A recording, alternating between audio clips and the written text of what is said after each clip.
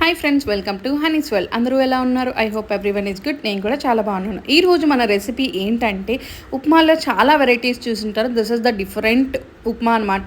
Already మీరు టైటిల్లో చూసినట్టే ది ఉప్మా పేరు ఏంటంటే వరి నూక ఉప్మా అనమాట. ఈ ఉప్మాకు కావాల్సిన పదార్థాలు అండ్ రెసిపీ అయితే చూసేద్దాం. కమింగ్ టు ద రెసిపీ, మనం ఇక్కడ యూస్ చేసిందైతే వరి నూకండి, రైస్ రవ్వ అంటారు. మీకు లోకల్ మార్కెట్స్లో ఎక్కడైనా దొరుకుతుంది. సో నో ప్రాబ్లం, చూడడానికి మనకి సిమిలర్ టు రవ్వలానే ఉంటుంది. కమింగ్ టు ద రెసిపీ, ఒక కడాయి తీసుకొని కడాయిలో కొంచెం ఆయిల్ వేసుకొని ఆవాలు వేసుకొని బాగా చిటపట్టమనాలి. బాగా చిటపట్టమన్నాక కొంచెం కరివేపాకు కూడా యాడ్ చేసుకోవాలి.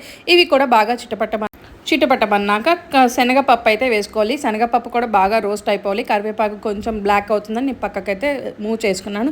ఆ తర్వాత కొంచెం ఆనియన్స్ కూడా వేసుకోవాలి. Coming to the measurements, 1 cup రవ్వకి ఏంటంటే 2 కప్స్ ఆఫ్ వాటర్, అలాగే 1 కప్ ఆఫ్ చింతపండు పల్ప్ అనమాట. చింతపండుని బాగా నానపెట్టుకొని దాన్ని రసంలా చేసుకోవాలన్నమాట. దాన్ని చింతపండు పల్ప్ అంటారు.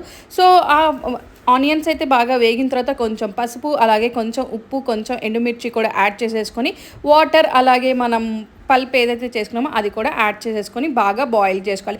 ఇది బాగా బాయిల్ అవ్వాలంటే ఫుల్ కంప్లీట్గా రోల్ బాయిలింగ్ అయ్యాక, ఇలా రోల్ బాయిలింగ్ వచ్చేసాక మనం ఏదైతే రవ్వ ఉందో ఆ రవ్వను కూడా యాడ్ చేసేసుకోవాలి.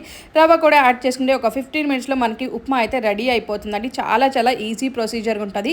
ఈ వర్షాకాలంలో ఈ ఉప్మా అనేది చాలా డిఫరెంట్గా వెరైటీగా ఉంటుంది. ఇఫ్ ఇన్ కేస్ మీరు కానీ ట్రై చేయకపోతే ట్రై చేయండి. ఆఫ్టర్ 15 మినిట్స్ అయితే మనకి రవ్వ ఉప్మా అయితే ఇలా రెడీ అయిపోతుంది. ఇది వరి నూక రవ్వ ఉప్మా అనమాట. మామూలు రవ్వ కంటే చాలా డిఫరెంట్గా ఉంటుంది. మీరు ఎవరైనా ట్రై చేయకపోతే కంప్లీట్గా ట్రై చేయండి. సో రవ్వ కూడా చాలా త్వరగా ఉడికిపోతుంది అనమాట. మనం ఎలాంటి రోస్ట్ చేసుకోలేదు, జస్ట్ తీసుకొని ఇలా చేసేసుకుంటే సరిపోతుంది అనమాట. I hope you like this video. If you like this video, please like, share and subscribe to my channel. Thanks for watching until the end.